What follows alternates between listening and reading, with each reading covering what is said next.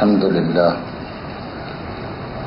نحمد الله ونستعينه ونؤمن به ونتوكل عليه ونعوذ بالله من شرور أنفسنا ومن سيئات أعمالنا من يهد الله فلا مضل له ومن يضلله فلا هادي له أشهد أن لا إله إلا الله وحده لا شريك له وأشهد أن محمدا عبده ورسوله أرسله بالهدى ودين الحق ليظهره على الدين كله ولو كره المشركون اللهم صل على محمد وعلى آل محمد كما صليت على إبراهيم وعلى آل إبراهيم اللهم بارك على محمد وعلى آل محمد كما باركت على إبراهيم وعلى آل إبراهيم في العالمين إنك حميد مجيد إن أريد إلا الإصلاح ما استطعت وما توفيقي إلا بالله عليه توكلت وإليه أنيب أيها الناس اتقوا الله عباد الله أعوذ بالله من الشيطان الرجيم بسم الله الرحمن الرحيم يا أيها الناس قد جاءكم الرسول بالحق قد جاءكم الرسول بالحق من ربكم فآمنوا خيرا لكم وإن تكفروا فإن لله ما في السماوات والأرض وكان الله عليما حكيما صدق الله العلي العظيم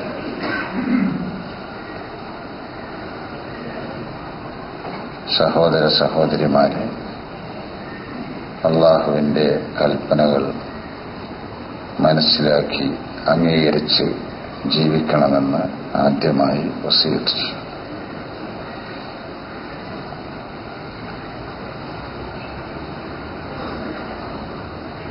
മനുഷ്യരെ, നിങ്ങളുടെ രക്ഷിതാവിൽ നിന്ന് ഇതാ നിങ്ങൾക്ക് സത്യം വന്നെത്തിയിരിക്കുന്നു. അതുകൊണ്ട് വിശ്വസിക്കുക. അതിലൂടെ നന്മ നിങ്ങൾക്കാണ് ലഭിക്കുക. അല്ല, നിങ്ങൾ നിഷേധിക്കുകയാണെങ്കിൽ ആകാശങ്ങളിലും ഭൂമിയിലും ഉള്ളതെല്ലാം അവൻ്റേതാണ്. അല്ലാഹു എല്ലാം അറിയുന്നവനാണ്. അതേപോലെ അവൻ ഹക്കീമുമാണ്.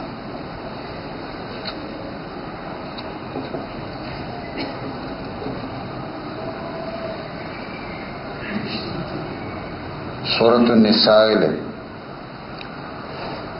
മുനാഫിക്കുകളെയും മുൻ വേദത്തിന്റെ ആളുകളാണ് എന്നവകാശപ്പെടുന്ന ജാതി സമുദായങ്ങളെയും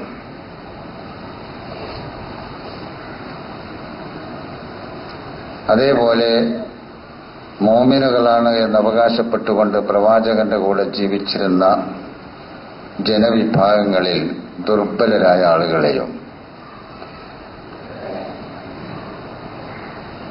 നല്ല നിലയിൽ നിരൂപണം ചെയ്തതിന്റെ ശേഷം വളരെ വലിയ ഒരു യാഥാർത്ഥ്യം മനുഷ്യ സമൂഹത്തെ ഒന്നിച്ചു വിളിച്ചുകൊണ്ട് പറയുന്ന ഒരു ചെറിയ സൂക്തമാണ്, ആയത്താണ് നിങ്ങൾ ഓതി കേൾപ്പിച്ചത്. മുഹമ്മദ് നബി അലൈഹിസ്സലാത്തു വസ്സലാം അള്ളാഹു ഈ ലോകത്തേക്ക് അയച്ച അംബിയാ മുർസലുകളിലെ ഏറ്റവും അവസാനത്തെ റസൂലാണ്, നബിയാണ്. നിർഭാഗ്യവശാൽ നമ്മൾ ഈ വിഷയം കൈകാര്യം ചെയ്യുമ്പോൾ സാധാരണക്കാര് അല്ല, പ്രഗത്ഭരായ പണ്ഡിതന്മാർ പോലും മുഹമ്മദ് നബിയുടെ കാലം മുതൽ ഈ ലോകത്ത് പ്രചരിപ്പിക്കപ്പെട്ടിട്ടുള്ള ഒരു മതമാണ് ഇസ്ലാം എന്ന് പറഞ്ഞുപോയി ജനങ്ങളെ തെറ്റിദ്ധരിപ്പിക്കുന്നു. സാധാരണക്കാര് അങ്ങനെ പറഞ്ഞുവെങ്കിൽ വിവരമില്ലാത്തത് കൊണ്ടാണ് എന്ന കാര്യം നമുക്ക് സഹിച്ച് സമ്മതിക്കാം. വലിയ നേതാക്കളും പണ്ഡിതന്മാരും പോലും ഇസ്ലാമിന് മുമ്പ് ശേഷമെന്ന് പറയാറുള്ളത് മുഹമ്മദ് നബിയുടെ മുമ്പും ശേഷവുമാണ്, ഖുർആൻ അവതരിച്ചതിന്റെ മുമ്പും ശേഷവുമാണ്. പല ലേഖനങ്ങളും പല പ്രഭാഷണങ്ങളും പ്രസംഗങ്ങളും ക്ലാസുകളുമൊക്കെ കേൾക്കാനിടയായിട്ടുള്ള നമുക്ക് വേദനയോടുകൂടി ഇത് കേൾക്കേണ്ടി വരുന്നു എന്നത് നമ്മുടെയൊക്കെ അനുഭവത്തിലുള്ളതാണ്. ഇസ്ലാമിന് മുമ്പ് അങ്ങനെയായിരുന്നു. ഇസ്ലാമിന് മുമ്പ് എന്ന് പറയുമ്പോൾ മുഹമ്മദ് നബി അലൈഹി സ്വലാത്തു വസ്സലാമിന് മുമ്പ് അങ്ങനെയായിരുന്നു. ഇസ്ലാമിന് മുമ്പ് അറബികൾ അങ്ങനെയായിരുന്നു. ഇസ്ലാമിന് മുമ്പ് എന്ന് പറയുമ്പോൾ വല്ലാതെ വേദന തോന്നൂലേ നമുക്ക്? ആ പറയുന്ന നമ്മൾ തന്നെ ഇസ്ലാം ആദ്യത്തെ മനുഷ്യൻ മുതൽ ആരംഭിച്ചിട്ടുള്ളതാണ് എന്ന് മറ്റു സ്റ്റേജുകളിൽ പറയുകയും ചെയ്യും. ആദം നബി അലൈഹിസ്സലാം മുതൽ ഇങ്ങോട്ട് കഴിഞ്ഞു പോയിട്ടുള്ള മുഴുവൻ അംബിയാ മുർസലുകളും ഇസ്ലാമിന്റെ അംബിയാ മുർസലുകളായിരുന്നു എന്ന് ജനങ്ങൾക്ക് സന്ദേശം നൽകിക്കൊണ്ടിരിക്കുന്നവർ പോലും അറിഞ്ഞുകൊണ്ടോ അറിയാതെയോ ഇങ്ങനെ പറഞ്ഞു പോകും. വേദന തോന്നുന്ന ഒരു കാര്യം നിങ്ങളുടെ ശ്രദ്ധയിൽപ്പെടുത്തി എന്ന് മാത്രമേ ഉള്ളൂ. മനുഷ്യർക്ക് മൊത്തം നൽകിയ ഒരു സന്ദേശമാണല്ലോ യഥാർത്ഥത്തിൽ ഇസ്ലാം എന്ന് പറയുന്നത്. അതിന്റെ ആകത്തുക പ്രപഞ്ചത്തിന്റെ സ്രഷ്ടാവായ, രക്ഷിതാവായ, ഉടമസ്ഥനായ, നിയന്താവായ, പ്രപഞ്ചത്തിന് നിയമം നൽകിയ സർവശക്തനായ അള്ളാഹുവിന് കീഴ്പ്പെട്ട് വഴിപ്പെട്ട് ജീവിക്കണം എന്നത് മാത്രമാണ്. പറഞ്ഞത് ഞാൻ ആവർത്തിക്കുകയാണെന്നുകൂടി മനസ്സിൽ തങ്ങി നിൽക്കാൻ. നമുക്ക് പരിചയമുള്ള ഈ പ്രപഞ്ചം പരിചയമില്ലാത്തതും അതിനപ്പുറമുണ്ടാകാം. ആ പ്രപഞ്ചത്തിന്റെ സ്രഷ്ടാവ് ആരാണോ, രക്ഷിതാവ് ആരാണോ, ഉടമസ്ഥനും നിയന്താവും ആ പ്രപഞ്ചത്തിന് നിയമം നൽകിയവനുമാരാണോ, അവൻ നൽകുന്ന ഒരു നിയമസംഹിതയുടെ പേരാണ് ഇസ്ലാം എന്ന് പറയുന്നത്. അതിന്റെ ആകത്തുക ആ സ്രഷ്ടാവായ, രക്ഷിതാവായ അള്ളാഹുവിന് കീഴ്പ്പെട്ടുകൊണ്ട് വഴിപ്പെട്ടുകൊണ്ട് ജീവിക്കുക എന്നതാണ്. അങ്ങനെ ഒരാൾ ജീവിക്കുന്നുവെങ്കിൽ അവൻ മുസ്ലിമാണ്. അങ്ങനെയല്ല മറ്റുള്ളവരെ വഴിപ്പെട്ട് കീഴ്പ്പെട്ട് അവർ പറയുന്നത് പോലെയാണ് ജീവിക്കുന്നതെങ്കിൽ അവർക്ക് മുസ്ലിങ്ങൾ എന്ന് പറയാൻ കഴിയില്ല. അവരാരെയാണോ വഴിപ്പെടുന്നത് അവരുടെ ആളുകളാണ്. അതാരായാലും ശരി. ഈ യഥാർത്ഥ ഇസ്ലാമിൽ നിന്ന് വ്യതിചലിച്ചു പോയിട്ടുള്ള ജാതിമത സമുദായങ്ങളെ ഖുർആൻ നല്ല നിലയിൽ നിരൂപണം ചെയ്യുന്നുണ്ട്. പലതും അവർ പറഞ്ഞതൊക്കെ നിരൂപണം ചെയ്യും. ചിലപ്പോഴവർ പറയും ഞങ്ങൾക്കാണ് സ്വർഗം, ഞങ്ങൾ മാത്രമാണ് സ്വർഗത്തിന്റെ അവകാശികൾ. അങ്ങനെ അവർ പറയുന്നു. ഖുർആൻ അതിങ്ങനെ ഉദ്ധരിക്കുന്നുണ്ട്. ലൻ യദ്ഖുലുൽ ജന്നത ഇല്ലാ മൻ കാന ഹൂദൻ ഔ നസാറ. സ്വർഗത്തിൽ പ്രവേശിക്കണമെങ്കിൽ ജൂതനാകണം, അതാണ് യഹൂദികളുടെ വാദം. ക്രിസ്ത്യാനിയാകണം, അതാണ് നസാറാക്കളുടെ വാദം. ഖുർആൻ അതിന് കൊടുത്ത മറുപടി തിൽക അമാനിയുഹും, അത് അവരുടെ ഒരു വ്യാമോഹം മാത്രമാണ്. പറയൂ അവരോട്, ഹാത്തു ബുർഹാനക്കും, അങ്ങനെ വല്ലതും നിങ്ങളുടെ കയ്യിൽ തെളിവുണ്ടെങ്കിൽ കൊണ്ടുവരൂ. സാധിക്കും, നിങ്ങൾ സത്യവാന്മാരാണെങ്കിൽ, സത്യമാണ് പറയുന്നതെങ്കിൽ. അത്ര പറഞ്ഞ് നിർത്താതെ ആരാണ് സന്മാർഗം പ്രാപിച്ചത്, സ്വർഗത്തിന്റെ അവകാശികൾ ആര് എന്ന് ഖുർആൻ പറയുന്നത് ബല മൻ അസ്ലമ വജ്ഹഹു ലില്ലാഹി വഹുവ മുഹ്സിൻ. നിങ്ങൾ പറയുന്നത് പോലെയല്ല, അവർ പറയുന്നത് പോലെയല്ല. അപ്പറഞ്ഞതൊക്കെ അവർ പറയുന്നവരുടെ വ്യാമോഹങ്ങൾ മാത്രമാണ്, അതിന് കവിഞ്ഞ ആഗ്രഹങ്ങൾ മാത്രമാണ്. ബലാ മൻ അസ്ലമ വജ്ഹഹു ലില്ലാഹ്. ആരെങ്കിലും ഒരാൾ തന്റെ ജീവിതത്തെ അള്ളാഹുവിന് കീഴ്പ്പെടുത്തി അള്ളാഹുവിന് വഴിപ്പെട്ടുകൊണ്ടാണ് ജീവിക്കുന്നതെങ്കിൽ, അള്ളാഹുവിന് കീഴ്പ്പെടുത്തി അവന് വഴിപ്പെട്ടുകൊണ്ടാണ് ജീവിക്കുന്നത് എന്ന് തെളിയിക്കുന്നത് വഹുവ മുഹ്സിൻ, അവൻ മറ്റുള്ളവർക്ക് നല്ലത് ചെയ്തു കൊടുക്കുന്നവനായിരിക്കും. അള്ളാഹുവിന് വഴിപ്പെട്ട് കീഴ്പ്പെട്ട് സൃഷ്ടിജാലങ്ങൾക്ക് നല്ലത് ചെയ്തു കൊടുക്കുന്നതായി ആരുണ്ടോ അവരാണ് യഥാർത്ഥത്തിൽ മോമിനുകൾ, അവരാണ് യഥാർത്ഥത്തിൽ മുഹ്സിനുകൾ, അവരാണ് യഥാർത്ഥത്തിൽ മുസ്ലിങ്ങൾ, അവരാണ് മോക്ഷത്തിന് അർഹർ, അവരാണ് സ്വർഗവാസികൾ. അവിടെ ജാതിയെ പറഞ്ഞില്ല, സമുദായത്തെ പറഞ്ഞില്ല, ഒരു പ്രത്യേക മതവിഭാഗങ്ങളെ എടുത്ത് പറഞ്ഞില്ല. ലോകരക്ഷിതാവായ അള്ളാഹുവിന് കീഴ്പ്പെട്ടുകൊണ്ട് അവന് വഴിപ്പെട്ട് സൃഷ്ടിജാലങ്ങൾക്ക് നല്ലത് ചെയ്തു കൊടുത്തുകൊണ്ട് ജീവിക്കുന്നവരാരോ അവർക്കാണ് മോക്ഷം. അത് ഏത് വിഭാഗം അങ്ങോട്ട് പറഞ്ഞില്ല. ഈ വാദഗതി ഖുർആൻ ശക്തമായി നിരൂപണം ചെയ്തപ്പോൾ ഒരിടത്തല്ല, ഒരുപാട് സ്ഥലത്ത്. ഖുർആൻ നിങ്ങൾക്കും അറിയാവല്ലോ, ഒരുപാട് കാണാതെ ഖുർആൻ മുഴുവനും അറിയുന്ന ആൾക്കാരും ഈ സദസ്സിലുണ്ട്, ആശയം ഗ്രഹിച്ചവരുമുണ്ട്. ഖുർആൻ പഠനവേദികളിലൂടെ അള്ളാഹുവിന്റെ ഖുർആൻ ഗ്രഹിച്ചവരും നമ്മുടെ കൂട്ടത്തിലുണ്ട്. നിങ്ങൾക്കറിയാമല്ലോ ഖുർആൻ എത്ര സ്ഥലത്ത് ഇങ്ങനെ നിരൂപണം ചെയ്തു.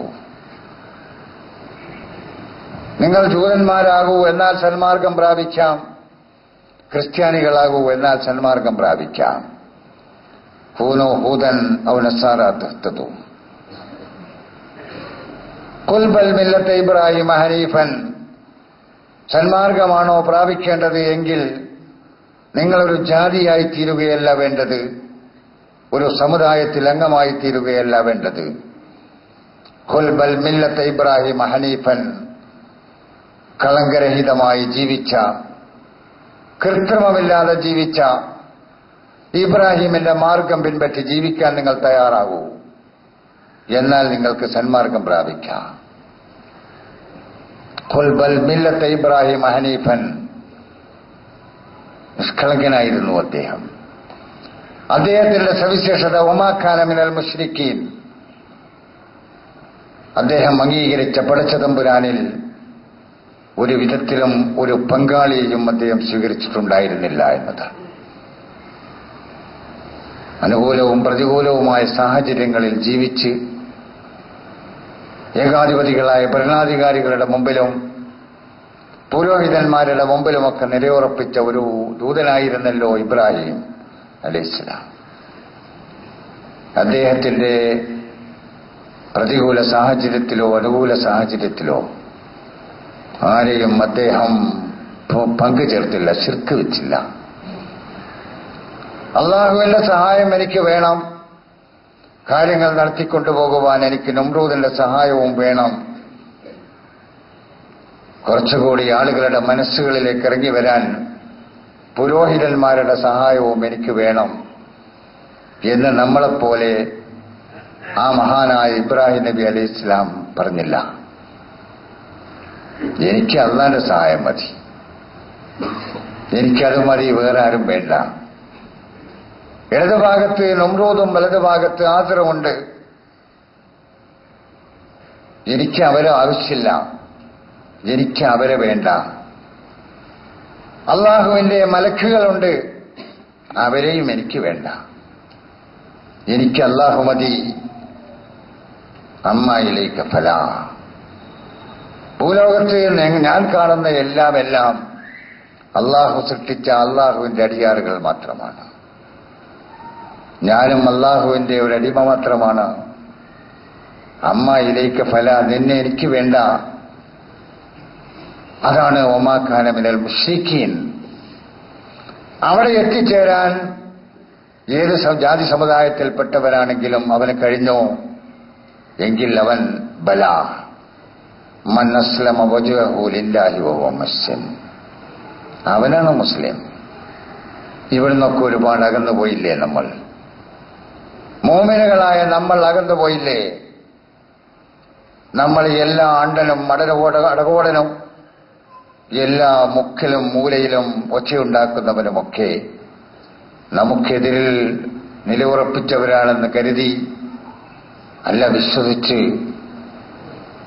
നമുക്കെതിരിൽ വരുന്നവരെ പ്രീണിപ്പിക്കുവാൻ, അവരുടെ പൊരുത്തം വാങ്ങുവാൻ, അവരുടെ ശിക്ഷയിൽ നിന്ന് രക്ഷപ്പെടാൻ, അവരുടെ നേട്ടങ്ങൾ നേടിയെടുക്കുവാൻ ഏതെല്ലാം വേഷങ്ങൾ കെട്ടുന്നവരാണ് അല്ലയോ ലോകത്ത് നിലനിൽക്കുന്ന അംബിയാ മുർസലുകളുടെ അനുയായികളാണെന്ന് അവകാശപ്പെടുന്ന ജാതി സമുദായങ്ങളെ എന്ന് ചോദിച്ചു പോവുകയാണ്. എങ്ങനെയൊക്കെ അവരെ തൃപ്തിപ്പെടുത്തുവാൻ എന്തെല്ലാം വേഷം കെട്ടണമോ, എങ്ങനെയൊക്കെ എഴുതണമോ, എങ്ങനെയൊക്കെ പറയണമോ, എങ്ങനെയൊക്കെ പ്രസംഗിക്കണമോ, അല്ലെങ്കിൽ ആയിപ്പോകുമല്ലോ ഭീകരവാദികളുടെ കൂട്ടത്തിൽ, ഉഗ്രവാദികളുടെ കൂട്ടത്തിൽ പേടിച്ച് വിറച്ച് അരണ്ട് അള്ളാഹുവിനെക്കുറിച്ച് ഒരു ധാരണയുമില്ലാതെ, പടച്ചവനാണ് രക്ഷിക്കുക എന്ന ബോധമില്ലാതെ കാട്ടിക്കൂട്ടുന്ന കോലങ്ങൾ കാണുമ്പോൾ ചിലപ്പോൾ കരച്ചിൽ വരും, പലപ്പോഴും ചിരിക്കാൻ തോന്നും. ഇവിടെയാണല്ലോ ഈ ജാതി സമുദായം, ഇവിടെയാണല്ലോ ഈ ജാതി സമുദായത്തിലെ മുഴുവൻ സംഘടനകളും മുഴുവൻ പാർട്ടികളും എങ്ങനെയൊക്കെ ഞങ്ങൾ ഈ രാജ്യത്തോട് കൂറുള്ളവരാണ് എന്ന് വരുത്തി തീർക്കുവാൻ എന്തൊക്കെ പറയണം, എന്തൊക്കെ ചെയ്യണമെന്നറിഞ്ഞുകൂടാതെ ഏതെല്ലാം ഘോഷയാത്രകൾ നടത്തണം, ഏതെല്ലാം പിന്നെ എന്താണ് പറയാ, ഇങ്ങനെ ഒരു കാസർഗോഡ് നിന്ന് തുടങ്ങിയിട്ട് കന്യാകുമാരി വരെ ഞങ്ങൾ ഈ രാജ്യത്തെ സ്നേഹിക്കുന്നവരാണ്. അല്ലെങ്കിൽ എപ്പോഴാണോ ഈ രാജ്യത്തെ സ്നേഹിക്കാതെ ഇരുന്നിട്ടുള്ളത്? നീ സ്നേഹിക്കുന്നവരാണ്, ഈ രാജ്യത്തോട് കൂറുള്ളവരാണ്. എപ്പോഴേ കൂറിന് വിരുദ്ധമായി കാണിച്ചു. ആരെങ്കിലും പറയുമ്പോഴത്തേക്ക് ഭയപ്പെട്ട് പേടിച്ചരണ്ട് അവരുടെയൊക്കെ കാല് പിടിക്കാൻ പോകുന്ന നിങ്ങൾ, ജാതി സമുദായങ്ങളെ, നിങ്ങൾ അള്ളാഹുവുമായി എത്ര അകലമാണ്, എത്രമാത്രം അടുപ്പമാണ് ചോദിച്ചു പോകേണ്ടി വരികയില്ലേ? ഇവിടെ ഖുർആൻ നടത്തിയ നിരൂപണം.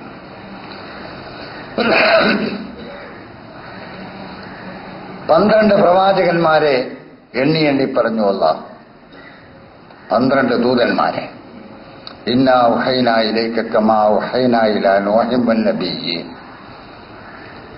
അവിടെ 12 പ്രവാചകന്മാരുടെ ദൂതന്മാരുടെ പേരുകൾ പറഞ്ഞിട്ടുണ്ട്. അതിന്റെ ഇടയിൽ പറഞ്ഞു, കുറേ ദൂതന്മാരെ കുറിച്ച് ഞാൻ നിനക്ക് വിവരിച്ചു തന്നിട്ടുണ്ട്. കുറേ ദൂതന്മാരെ കുറിച്ച് ഞാൻ നിനക്ക് പറഞ്ഞു തന്നിട്ടുമില്ല. റസൂലുള്ളാഹിനോട് അള്ളാഹു പറയാ, ആ പറഞ്ഞു തന്ന ദൂതന്മാരുടെ പേര് ഒരെടുത്ത് പറഞ്ഞു. നൂഹ് നബി അലൈഹിസ്സലാം മുതൽ ഇങ്ങോട്ട് ഈസാ, മൂസ അലൈഹിസ്സലാം തുടങ്ങി കുറേ ദൂതന്മാർ. എന്നിട്ട് പറഞ്ഞു അതിന്റെ ഇടയിൽ വറുസുലൻ ഖദ് ഖസസ്നാ അലൈക മിൻ ഖബ്ലു വറുസുലൻ ലം നഖ്സുസ് അലൈക. ദൂതന്മാരിൽ പലരെയും പറഞ്ഞു തന്നു, പലരെയും നിനക്ക് പറഞ്ഞു തന്നിട്ടില്ല. പറഞ്ഞു തരാത്ത ഒരുപാട് ദൂതന്മാർ ലോകത്ത് കഴിഞ്ഞുപോയി. അള്ളാഹുവിന്റെ ഭൂമിയിൽ മനുഷ്യർ കൂട്ടായി ജീവിച്ച മേഖലകളിലൊക്കെ കഴിഞ്ഞുപോയി. ആ ദൂതന്മാരൊക്കെ അള്ളാഹുവിന്റെ ദൂതന്മാരായിരുന്നു, അള്ളാഹുവിന്റെ സന്ദേശവുമായി വന്നവരായിരുന്നു. അള്ളാഹുവിൽ നിന്ന് ഒരേ ഒരു സന്ദേശം മാത്രമേ വന്നിട്ടുള്ളൂ. അതാണ് അള്ളാഹുവിന്റെ ദീനാകുന്ന ഇസ്ലാം. അള്ളാഹു അവന്റെ ദീനായ ഇസ്ലാം അല്ലാതെ ലോകത്ത് കഥ പറഞ്ഞു തന്ന പ്രവാചകന്മാരിലൂടെയും ദൂതന്മാരിലൂടെയും പറഞ്ഞു തരാത്ത ദൂതന്മാരിലൂടെയും ഒന്നും ഈ ലോകത്ത് പറഞ്ഞിട്ടില്ല. ഒരൊറ്റ സന്ദേശം. ഒരൊറ്റ സന്ദേശം, അതാണ് ഇസ്ലാം. ആ ഇസ്ലാമിന്റെ അടിത്തറയാണ് ഇബാദത്ത്. ആ ഇബാദത്തിലേക്കുള്ള ക്ഷണമായിരുന്നു ആ ദൂതന്മാരൊക്കെ നടത്തിയത്.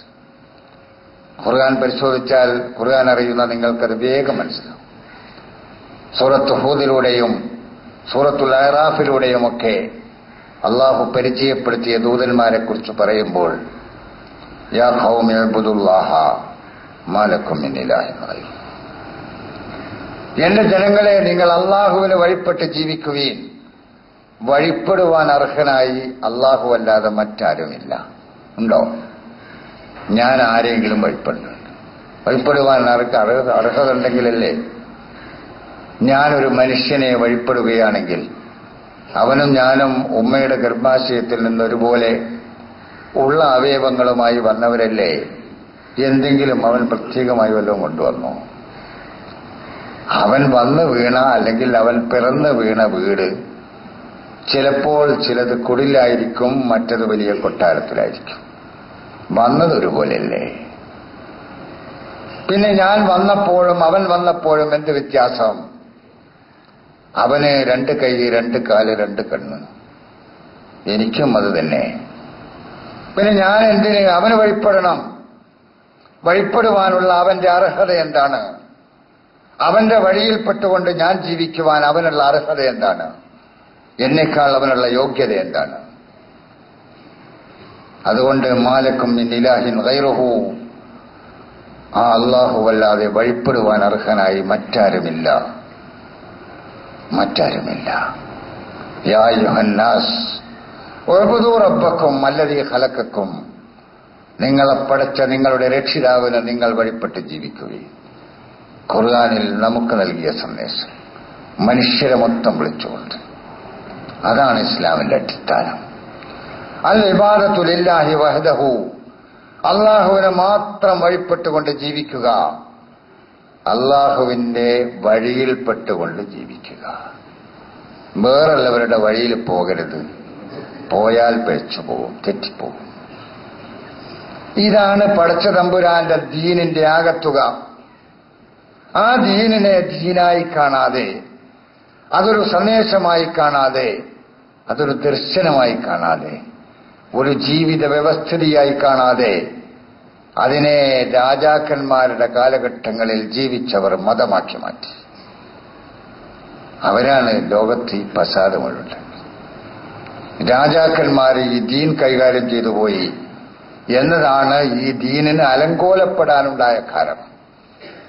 ഈസാ നബി അലൈഹി ഇസ്ലാമിന്റെ ദീനാകുന്ന ഇസ്ലാം അലങ്കോലപ്പെട്ടതും, മൂസാ നബി അലൈഹി ഇസ്ലാമിന്റെ ദീൻ അലങ്കോലപ്പെട്ടതും, കഴിഞ്ഞുപോയ എല്ലാ അംബിയാ മുർസലുകളുടെയും ദീൻ അലങ്കോലപ്പെട്ടതും, അത് കൈകാര്യം ചെയ്യുവാൻ രാജാക്കന്മാർ വന്നു എന്നതാണ്. ആ രാജാക്കന്മാരുടെ കാലഘട്ടങ്ങളിൽ എഴുതപ്പെട്ടു പോയിട്ടുള്ള ഗ്രന്ഥങ്ങൾ അള്ളാഹുവിന്റെ ദീനിനെ കോലം കെടുത്തി.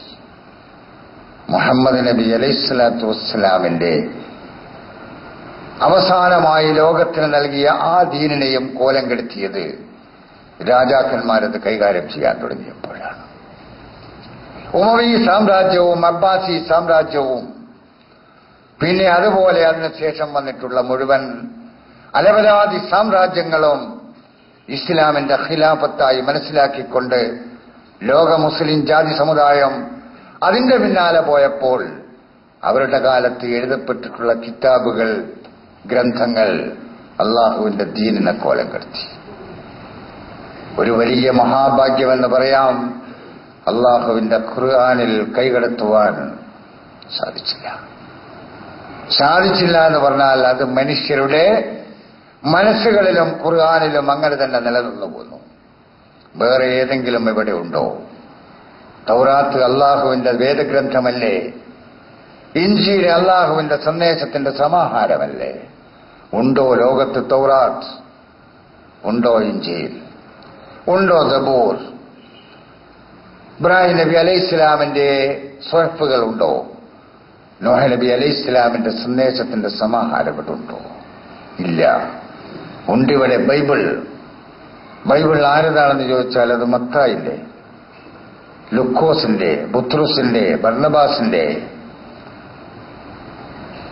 അതെങ്ങനെ അള്ളാന്റേതാകുക? അതെങ്ങനെ ഇഞ്ചീലാകും? അതെങ്ങനെ തൗറാത്താകും? അപ്പോ ആ തൗറാത്തും ഇഞ്ചീലും പടച്ച തമ്പുരാന്റെ നിയമസംഹിത അത് മാറ്റിമറിക്കാൻ ആഗ്രഹിച്ച ഭരണാധികാരികൾ വേറെ കുറെ തോലന്മാരെ കൊണ്ട് അത് എഴുതിപ്പിച്ചു. എന്നിട്ട് ആ തോലന്മാര് അത് അവരുടെ പേരിൽ തന്നെ പ്രസിദ്ധീകരിച്ചു. എന്നിട്ട് അതിന് പരിശുദ്ധ വേദബന്ധു ഗ്രന്ഥം എന്ന് പറയിച്ചു. ഇതാരതാന്ന് ചോദിച്ചാൽ ഈസാ നബിന്റെതല്ല, ആരതാ അള്ളാന്റെതല്ല, ഇതാരതാ മത്തായിന്റെ, ഇതാരതാ ബുത്രോസിന്റെ, പത്രോസിന്റെ, ഇതാര ബൈബിളാ? ഇത് ലുക്കോസിന്റെ. പറയുമ്പോ അവരെന്നെ പറയുന്നു ലുക്കോസിന്റെ ബൈബിള്, ബുത്രോസിന്റെ ബൈബിള്, മത്തായിന്റെ ബൈബിള്. എന്നിട്ട് അവർ പറയുന്നു വിശുദ്ധ വേദഗ്രന്ഥം. എന്നിട്ട് നമ്മളും പറയുന്നു മുഹമ്മദ് നബി ബൈബിളിലും ഖുർആനിലും. ഏത് ബൈബിള്? അല്ലണ്ടോ ബൈബിൾ ഇറക്കിയിട്ട്? അത് തൗറാത്തിലെ ഇഞ്ചീലിൽ ഇറക്കിയത്. പറയാം മുഹമ്മദ് നബി തൗറാത്തിലും ഇഞ്ചീലിലും ഖുർആനിലും. മുഹമ്മദ് നബി സബൂറിലും ഖുർആനിലും ഉണ്ടോ? പറയുമ്പോ നമുക്കില്ലല്ലോ. അപ്പുറം എന്താ പൊളിയണെന്ന് നമുക്കറിയണില്ലല്ലോ. പറയാൻ മാത്രം ആവേശം കാണിക്കലല്ലേ നമ്മൾ, എഴുതാൻ മാത്രം ആവേശം കാണിക്കുകയാണ് നമ്മൾ. പറയുമ്പോഴും എഴുതുമ്പോഴും അതിന്റെ അപ്പുറം ഇപ്പുറം എന്തൊക്കെ പൊളിഞ്ഞു പോകുന്നു, എന്തെല്ലാം നശിച്ചു പോകുന്നു. നമ്മൾ പറഞ്ഞത് തന്നെ പൊളിഞ്ഞു പോയോ? നമ്മൾ പറഞ്ഞതിന് തന്നെ എതിരാണോ ഇത്? അത് ചിന്തിക്കാൻ പോലും എഴുത്തുകാർക്കും അതേപോലെ പറയുന്നവർക്കും പ്രസംഗിക്കുന്നവർക്കും കഴിയണില്ല. എഴുതി തന്നെ മുഹമ്മദ് നബി ഖുർആനിലും ഇഞ്ചിയിലും അല്ല ബൈബിളിലും. ഏത് ബൈബിൾ? ഏത് ബൈബിളാ ഖുർആൻ അംഗീകരിച്ചിട്ടുള്ളത്? അതൊന്നും ആലോചിക്കൂല. എന്നാലും ബൈബിൾ. അങ്ങനെ പറഞ്ഞു പോവുക. മാറണ്ടേ നമ്മൾ? ഇസ്ലാം അള്ളാഹു നമുക്ക് തന്നത്, പ്രവാചകന്മാരിലൂടെ തന്നത് ഒരു ദീനാണ്. ആ ദീനിനെ നമ്മൾ ജാതി മത സമുദായങ്ങളിലേക്ക് ഭാഗിച്ചു കൊടുക്കാൻ പാടില്ല. അത് ഭാഗിച്ചു കൊടുത്തത് താല്പര്യക്കാരായിരുന്നു. ആ താല്പര്യക്കാരുടെ ഏറ്റവും മുകളിൽ നിന്നത് രാജാക്കന്മാരായിരുന്നു. അതുകൊണ്ടാണ് ഇസ്ലാമിലെ വിപ്ലവകാരികൾ വളരെ ശക്തമായി കൈകാര്യം ചെയ്ത് രാജാക്കന്മാരെയായിരുന്നല്ലോ. രാജാക്കന്മാർക്ക് ശേഷം അവർ കൈകാര്യം ചെയ്തത് പുരോഹിതന്മാരെയായിരുന്നു. അല്ലാമ ഇഖ്ബാൽ, അതേപോലെ ജമാലുദ്ദീൻ ഉൽ അഫ്ഗാനി തുടങ്ങിയ വലിയ വലിയ പ്രഗത്ഭരായ വിപ്ലവകാരികൾ രാജാവിന്റെ ദീൻ, രാജാവിന്റെ മതം, പുരോഹിതന്മാരുടെ മതം, അതെ ഞങ്ങൾ അള്ളാന്റെ ദീനിനു വേണ്ടി പണിയെടുക്കുന്നില്ലേ എന്ന് പുരോഹിതന്മാരെ ചോദിച്ചപ്പോൾ നിങ്ങൾ എന്ത് പണിയാണ് എടുക്കുന്നതെന്ന് മഹാനായ ജമാലുദ്ദീൻ അഫ്ഗാനി ചോദിച്ചു. എന്താ നിങ്ങൾ എടുക്കുന്ന പണി? മസായിലുൽ ഹൈറി ഫറായിദുൽ വുളൂ എന്നാണ് അദ്ദേഹം ചോദിച്ചത്. അതല്ലേ നിങ്ങൾ കൈകാര്യം ചെയ്യുന്നത്? ഹൈറിന്റെ മസലകളും വുളൂവിന്റെ ഫർളും അതല്ലേ നിങ്ങളുടെ ദീൻ കാര്യങ്ങൾ എന്ന് പുരോഹിതന്മാരോട് ചോദിച്ച ജമാലുദ്ദീൻ അഫ്ഗാനി. മുലൂക്കും മുല്ലയുമാണ് അള്ളാഹുവിന്റെ ദീനിനെ പൊളിച്ചതെന്ന് പറഞ്ഞ അല്ലാമ ഇഖ്ബാൽ, അതേപോലെ ആയിരക്കണക്കിന് ഇസ്ലാമിലെ വിപ്ലവകാരികൾ. എന്നിട്ടും നമുക്കിത് തിരിഞ്ഞില്ല. എന്നിട്ട് നമ്മൾ പിന്നെയും ഖിലാഫത്ത് എന്ന് പറഞ്ഞുകൊണ്ട് നടക്കുക, രാജാക്കന്മാരെ പിന്നാലെ. ഖിലാഫത്ത് ഖിലാഫത്ത്. എന്ത് ഖിലാഫത്ത്? ആരുടെ ഖിലാഫത്ത്? റസൂലുള്ളാഹിന്റെ ഖിലാഫത്താണെങ്കിൽ നാളെ മഹ്ശറിൽ റസൂലുള്ളാഹിന്റെ അടുത്ത് വെച്ച് പറയാൻ കഴിയുമോ? അള്ളാന്റെ റസൂലിന്റെ ഖലീഫമാരുണ്ടായിരുന്നു. അബൂബക്കർ, ഉമർ, ഉസ്മാൻ, അലി, അതേപോലെ ഉമർ ഇബ്നു അബ്ദുൽ അസീസ്. പിന്നെ ഏത് ഖലീഫയാണ് ഇവിടെ? പിന്നെ അതാത് രാജാക്കന്മാരുടെ മക്കൾ രാജാവിൽ നിന്ന് അനന്തരാവകാശം എന്ന നിലയിൽ ഭരണാധികാരം, രാജാധിപത്യം ഏറ്റെടുത്ത പരമ്പരാഗതമായി പോന്ന രാജാക്കന്മാരെ എങ്ങനെ ഖലീഫമാരെന്ന് വിളിച്ചു? ജാതി സമുദായമേ, എന്തായിരുന്നു നിങ്ങളുടെ തലയിൽ? ഇത് വിളിക്കുമ്പോൾ, ഇത് പറയുമ്പോൾ, ഇത് എഴുതുമ്പോൾ ഇത് ചോദിക്കാൻ ആരുമില്ലല്ലോ ഈ ലോകത്ത്. പേടിയാണല്ലോ. പേടിയുള്ള ഒരാൾക്ക് അള്ളാഹുവിന്റെ സന്ദേശം എത്തിച്ചു കൊടുക്കാൻ കഴിയുമോ? അള്ളാഹുവിന്റെ സന്ദേശം പേടിയില്ലാത്തവർ കൈകാര്യം ചെയ്യേണ്ടതാണ്. ഭയമില്ലാത്തവർ കൈകാര്യം ചെയ്യേണ്ടതാണ്. ആരെയും ഭയപ്പെടാത്തവർ കൈകാര്യം ചെയ്യേണ്ടതാണ്. ഒന്നിനെയും ഭയപ്പെടാത്തവർ കൈകാര്യം ചെയ്യേണ്ടതാണ്. എന്റെ ശരീരത്തിൽ എന്റെ റൂഹ് നിക്ഷേപിച്ച് എനിക്ക് ജീവൻ നൽകി പടച്ചതമ്പുരാൻ. ആ റൂഹിനെ അവിടെ വെച്ചിട്ട് അതിനെ പൂട്ടി താക്കോലുമായി എന്റെ പടച്ചവൻ പോയി. അവൻ തുറക്കുമ്പോൾ എന്റെ ശരീരത്തിൽ നിന്ന് ആ റൂഹ് തുറന്നു പോകും പുറത്ത്. അവൻ തുറക്കുമ്പോഴല്ലാതെ എന്നെ കൊല്ലാൻ ഒരാൾക്കും കഴിയുകയില്ല എന്ന് പറയാൻ ധൈര്യമുള്ള ഒരു വിപ്ലവകാരിക്ക് മാത്രമേ അതിന് സാധിക്കൂ. അള്ളാന്റെ സന്ദേശം എത്തിച്ചു കൊടുക്കാൻ കഴിയും. എല്ലാവരെയും ഭയപ്പെടുന്നവന് ആരെയാണോ ഭയപ്പെടുന്നത് അവരുടെ സന്ദേശമേ എത്തിച്ചു കൊടുക്കാൻ കഴിയും. അതുകൊണ്ട് ഇവിടെ നമ്മൾ മനസ്സിലാക്കുക, ആദം നബി അലൈഹിസ്സലാം മുതൽ അന്ത്യപ്രവാചകനായ മുഹമ്മദ് നബി അലൈഹിസ്സലാത്തു വസ്സലാം വരെ ഈ ലോകത്ത് കഴിഞ്ഞു കിടന്നു പോന്നിട്ടുള്ള അംബിയ മുർസലുകളുടെ ദീനാണ് ഇസ്ലാം. അത് മുഹമ്മദ് നബിയുടെ മുമ്പുള്ളത് ഇസ്ലാമിന്റെ പുറത്ത്, മുഹമ്മദ് നബിയുടെ ശേഷം ഇസ്ലാം എന്ന് പറയുന്ന കാഴ്ചപ്പാട് ഇസ്ലാമിന് മനസ്സിലായിട്ടില്ല. ഇസ്ലാമിന് അങ്ങനെ അറിഞ്ഞുകൂടാ, ഖുർആൻ അറിഞ്ഞുകൂടാ. ഇന്നാ ഉഹൈനാ ഇലൈക കമാ ഉഹൈനാ ഇലാ നൂഹിൻ വന്നബിയ്യിന മിൻ ബഅദിഹി, താങ്കൾക്ക് നാം ബോധനം നൽകി കമാ ഉഹൈനാ ഇലാ നൂഹിൻ, ചിരപുരാതന കാലത്ത് ജീവിച്ച നൂഹ് അലൈഹിസ്സലാമിന് നാം ബോധനം നൽകിയതുപോലെ, അതേപോലെ വന്നബിയ്യിന മിൻ ബഅദിഹി, ആ നൂഹ് നബി അലൈഹിസ്സലാമിന് ശേഷം വന്ന അംബിയാ മുർസലുകൾക്ക് വഹി നൽകിയതുപോലെ താങ്കൾക്ക് നാം വഹി നൽകി. വഔഹൈനാ ഇലാ ഇബ്രാഹിമ വഇസ്മാഈല വഇസ്ഹാഖ വയാഖൂബ വൽ അസ്ബാത്ത് വഈസ വഅയ്യൂബ വയൂനുസ വഹാറൂന വസുലൈമാൻ വആതൈനാ ദാവൂദ സബൂറ എണ്ണിപ്പറഞ്ഞ പ്രവാചകന്മാർ, വറസുലൻ ഖദ് ഖസസ്നാഹും അലൈക് മിൻ ഖബ്ലു വറസുലൻ ലം നഖ്സുസ്ഹും അലൈക് വകല്ലമല്ലാഹു മൂസ തക്ലീമാ. അംബിയാ മുർസലുകളെ പറയാണ്, ദീനുൽ ഇസ്ലാമിന്റെ അംബിയാ മുർസലുകളെ, അള്ളാഹുവിന്റെ ദീനാകുന്ന ഇസ്ലാമിന്റെ മുർസലീങ്ങളെ, ദൂതന്മാരെ, നബിമാരെ പറയുകയാണ്. പിന്നെ മുഹമ്മദ് നബി സല്ലല്ലാഹു അലൈഹി വസല്ലം, അതിനു മുമ്പ് അതിനു ശേഷമുള്ളതാണ് ഇസ്ലാം. ഇസ്ലാമിന് മുമ്പായിരുന്നു ആ നിയമം, ഇസ്ലാമിന് മുമ്പായിരുന്നു അവിടെ അങ്ങനെ ഉണ്ടായിരുന്നത് എന്നല്ല പറയേണ്ടത്. ഖുർആൻ ഇറങ്ങുന്നതിന് മുമ്പ് അങ്ങനെ ഒരു നിയമമുണ്ടായിരുന്നു. മുഹമ്മദ് നബി അലൈഹി സ്വലാത്തു വസ്സലാം ഖുർആനിലൂടെ അള്ളാഹുവിന്റെ ദീൻ അതിന്റെ അവസാനത്തെ രൂപം പൂർണ്ണമായി സമർപ്പിക്കുന്നതിന് മുമ്പ് അങ്ങനെ ഒരു നിയമം ഉണ്ടായിരുന്നു. അത് പറയാം. ഇസ്ലാമിന് മുമ്പ് എന്ന് പറയരുത്. ഇസ്ലാമിന് മുമ്പ് എന്ന് പറയുമ്പോൾ ഇസ്ലാം മുഹമ്മദ് നബിക്ക് ശേഷമുള്ളതാണ് എന്ന് വന്നു പോകും. അങ്ങനെ പറയുമ്പോൾ ലോകത്തിന്റെ മുമ്പിൽ നമ്മൾ തന്നെ പ്രചരിപ്പിക്കുന്നതിനെതിരായി പോകും. അത് പിന്നെ അതങ്ങോട്ട് പറയുമ്പോൾ നമ്മൾ പറഞ്ഞതിനെതിരായി മാറും, ജനങ്ങൾ തെറ്റിദ്ധരിക്കും. അതുകൊണ്ട് റസുലൻ മുബശ്ശിരീന വമുൻദിരീൻ, ദൂതന്മാർ, മുബശ്ശിരീൻ സന്തോഷിപ്പിക്കുന്ന ദൂതന്മാർ, മുൻദിരീൻ മുന്നറിയിപ്പ് നൽകുന്ന ദൂതന്മാർ. അതേ അവരുടെ ജോലിയുള്ളൂ. അള്ളാഹുവിന്റെ ദീനനുസരിച്ച് അവന്റെ വഴിയിൽപ്പെട്ടുകൊണ്ട് ജീവിക്കുന്നവർക്ക് അവരെ സന്തോഷിപ്പിക്കും, അതിനെതിരെ നിൽക്കുന്നവരെയോ മുന്നറിയിപ്പ് നൽകും. കല്ലമല്ലാഹു മൂസ തക്ലീമ, മൂസയോട് അള്ളാഹു വർത്താനം പറഞ്ഞു. ഒരു വർത്താനം പറയൽ നമുക്കറിഞ്ഞുകൂടാ. എങ്ങനെ? നമുക്ക് നാവ് കൊണ്ട് വർത്താനം പറയേണ്ട അറിയുള്ളൂ. ഉറുമ്പിന്റെ നാവ് എന്തായിരുന്നു നമുക്കറിയില്ലല്ലോ. പക്ഷെ ഉറുമ്പ് വർത്താനം പറഞ്ഞത് സുലൈമാൻ നബി അലൈഹി സ്വലാം കേട്ടു. വർത്താനം പല രീതിയിലുണ്ടോ. കല്ലമല്ലാഹു മൂസ തക്ലീമ, മൂസ അലൈഹി സ്വലാമിനോട് അള്ള വർത്താനം പറഞ്ഞു. തക്ലീമ, ഒരു വർത്താനം പറയുന്നു, നമുക്കറിഞ്ഞുകൂടാ. ആ പാരമ്പര്യമാണ് നമുക്കുള്ളത്. അംബിയാ മുർസലുകളുടെ പാരമ്പര്യമാണ് നമുക്കുള്ളത്. അന്ത്യപ്രവാചകനായ മുഹമ്മദ് മുസ്തഫ സല്ലല്ലാഹു അലൈഹി വസല്ലമിന് അംബിയാ മുർസലുകളുടെ പാരമ്പര്യമാണ്. അതുകൊണ്ട് അള്ളാഹുവിന്റെ ദീനനുസരിച്ച് ജീവിക്കുമ്പോൾ അപ്പോൾ മാത്രമാണ് മോക്ഷം.